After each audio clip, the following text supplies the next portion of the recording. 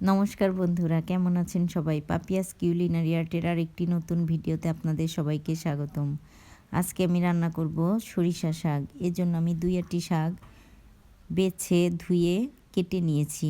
আমি খুব ছোট ছোট করে কেটে নিয়েছি। এবার লবণ দিয়ে একটু চটকে নিব।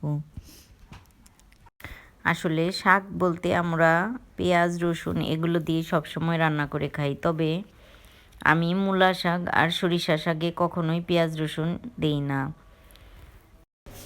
আসলে মূলা শাক আর সরিষা শাকের নিজস্ব একটা ফ্লেভার থাকে, পেঁয়াজ রসুন দিলেই ফ্লেভারটা আসলে চলে যায়।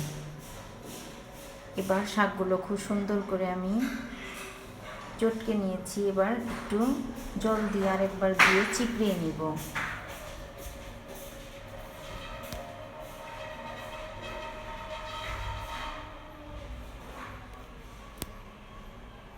এবার শাকগুলো আমি ধুয়ে একটা ঝুড়িতে নিয়েছি, তাহলে জলগুলো সব পড়ে যাবে। এবার আমি একটা প্যান বসিয়ে দিলাম, দিয়ে দিলাম সরিষার তেল আর দিয়ে দিব কালো জিরে ফোড়ন। প্রথমে আমি 2টো শুকনো লঙ্কা ভেজে নিচ্ছি। আসলে এই শুকনো লঙ্কা কামড় দিয়ে শাক খেতে ভীষণই ভালো লাগে। কে কে আমার মতো এই শুকনো লঙ্কা কামড় দিয়ে শাক খেতে পছন্দ করেন অবশ্যই কমেন্ট করে জানাবেন।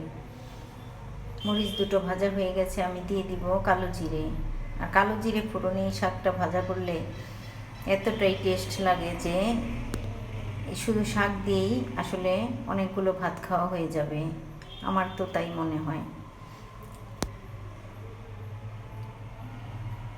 এবার শাকগুলো আমি দিয়ে দিলাম। আসলে খুবই সহজ এই রান্নাটা, তবে খেতে ভীষণই ভালো লাগে। আর দিয়ে দিব আমি সামান্য নুন আর হলুদ।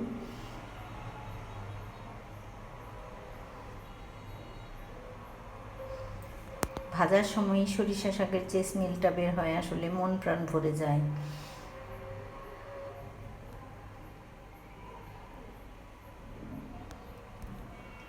এবার দিয়ে দিব খুব অল্প হলুদ গুঁড়ো আর লবণ দিয়ে, আমি যেহেতু শাকটা চটকে নিয়েছি এরপর একটু ধুয়ে নিয়েছি আর খুবই অল্প লবণ আমি দিয়ে দিলাম, কারণ তারপরেও শাকের মধ্যে অনেকটা লবণ রয়ে গেছে।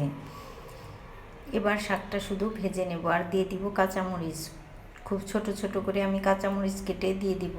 তো বন্ধুরা, আমার এই ভিডিওটা কেমন লাগলো অবশ্যই জানাবেন। যদি ভালো লাগে তবে লাইক কমেন্ট শেয়ার করার অনুরোধ রইল। আর যারা ফেসবুক থেকে দেখছেন তাদেরকে অনুরোধ রইল আমার ফেসবুক পেজটি ফলো করার।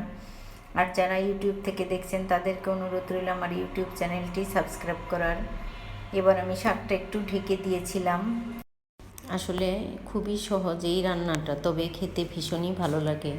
আর শীতের দিনেই সরিষা শাক মূলা শাক এগুলো পাওয়া যায়, তাছাড়া অন্য কোনো সময়ে সরিষা শাক তেমন একটা পাওয়া যায় না। আর যখনই আমি এই শাকটা দেখি তখনই এই শাকটা আমি কেনার চেষ্টা করি। এবার আমি দিয়ে দিলাম কাঁচা লঙ্কা। মাঝখান থেকে ছোট ছোট টুকরা করে আমি কাঁচা লঙ্কাগুলো কেটে দিয়ে দিলাম। আসলে শাকটা ঝাল ঝাল করে খেতে আমার অনেক ভালো লাগে। শাকের কালারটা অনেকটাই চেঞ্জ হয়েছে, আর একটু ভাজা হবে।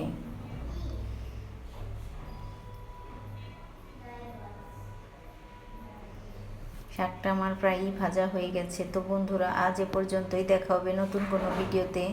সে পর্যন্ত সবাই সুস্থ থাকবেন, ভালো থাকবেন। ভিডিওটি দেখার জন্য সবাইকে অসংখ্য ধন্যবাদ। আর যদি ভালো লাগে তবে অবশ্যই এভাবে একবার সরিষা শাক ভাজি করে খেয়ে দেখবেন, আশা করি আপনাদেরও ভালো লাগবে।